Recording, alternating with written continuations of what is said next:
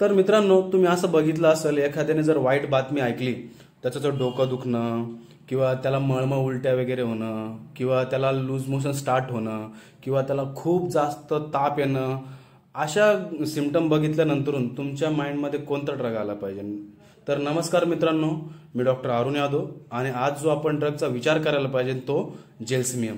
तर जेल्सिमियमचा second symptom काय आहे? Mind element from anticipation. आता अँटिसिपेशन म्हणजे काय? जसं की उदाहरणांमध्ये बघू, जर एखाद्या व्यक्तीला उद्या ट्रिपला जायचं आहे, कुठेतरी फिरायला जायचं आहे आणि त्याच्या प्लॅनिंगचा विचार करता करता त्याला खूप एक्साइटमेंट होती आणि त्यानंतर त्याला त्रास सुरुवात होता, जसं की लूज मोशन झाले किंवा ताप वगैरे येणे, तर त्या गोष्टीला आपण म्हणतो एलिमेंट फ्रॉम अँटिसिपेशन.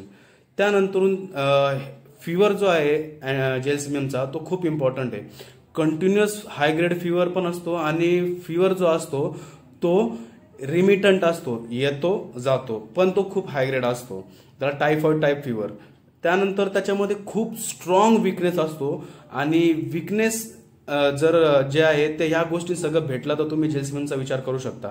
विकनेस एवढा स्ट्रॉंग असतो की त्याच्या डोळ्याच्या पापण्या ज्या आहेत त्याच्यासाठी उघडणं खूप अवघड असतं किंवा ते डोळ्याच्या पापण्या उघडल्या तर पापण्या ऑटोमॅटिक खाली येतात, एवढा स्ट्रॉंग विकनेस असतो.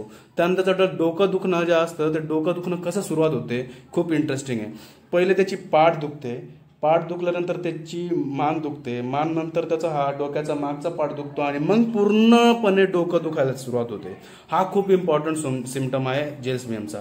त्यानंतर ह्याला जर भीती वाटली किंवा ह्याला जर खूप एक्साइटमेंट आली, न्यूज नवीन एखादी न्यूज असली आणि खूप एक्साइट झाला तर याला डायरिया स्टार्ट होतो. त्यानंतरून डोकं दुखी असलं किंवा डायरिया असलं किंवा नॉइशिया वॉमिटिंग असलं तर ह्या सगळ्या गोष्टीमध्ये ह्याला जे ॲम्लरेशन किंवा आराम जे पडतं ते युरिनेशन नंतर, लघवीला जाऊन आल्यानंतरून, लघवीला जर हा जाऊन आला तर त्यानंतर ह्या गोष्टीमध्ये त्याला थोडाफार आराम पडतो, एक मोडॅलिटी. त्यानंतर सेकंड जी मोडॅलिटी आहे जे की त्याला समर वेकेशन, उन्हाळ्यामध्ये खूप त्रास वाढतो आणि ह्याच्यामध्ये ॲक्यूटमध्ये तुम्हाला जे आहे थर्स्टलेसनेस बघायला भेटतं.